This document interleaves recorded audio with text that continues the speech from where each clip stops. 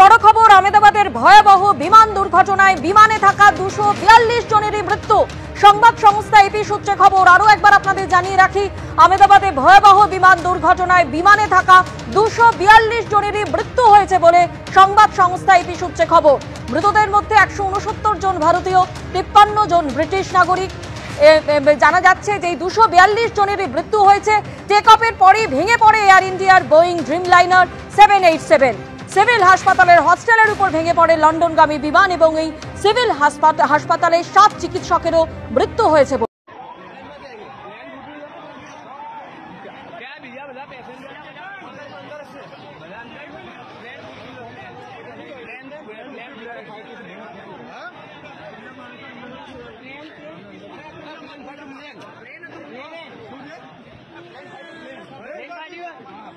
land फाट्यो